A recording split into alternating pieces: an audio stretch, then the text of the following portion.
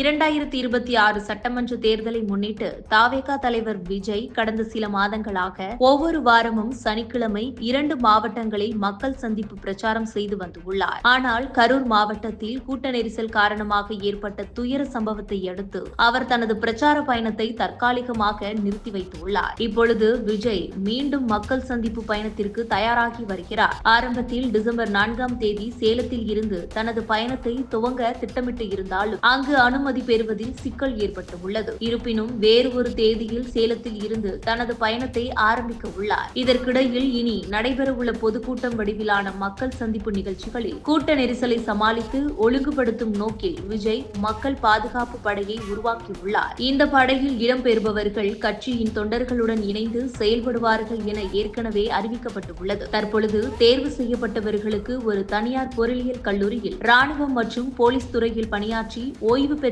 அதிகாரிகள் மூலம் சிறப்பு பயிற்சி அளிக்கப்பட்டு வருகிறது. இந்த பயிற்சியை போலீஸ் அதிகாரி ரவிக்குமார் நடத்தி வருகிறார். நாளுக்கு 100 பேருக்கு பயிற்சி அளிக்கப்படுகிறது. இந்த பயிற்சி விரைவில் நிறைவடையவும் உள்ளது. பயிற்சி முடிந்ததும் மக்கள் பாதுகாப்பு படை உறுப்பினர்கள் விஜயின் மக்கள் சந்திப்பு கூட்டங்களில் பங்கேற்று கூட்டத்தை ஒழுங்குபடுத்தும் பணியில் ஈடுபட உள்ளார்கள். கரூர் சம்பவத்திற்கு பிறகு விஜய் தனது மக்கள் சந்திப்பு நிகழ்ச்சிகளை உள் அரங்கில் நடத்த முடிவு செய்துள்ளார். இதற்கான அதிகாரப்பூர்வ அறிவிப்பை தமிழக வெற்றிக் கழக பொதுச் செயலாளர் ஆனந்த் வெளியிட்டுள்ளார்.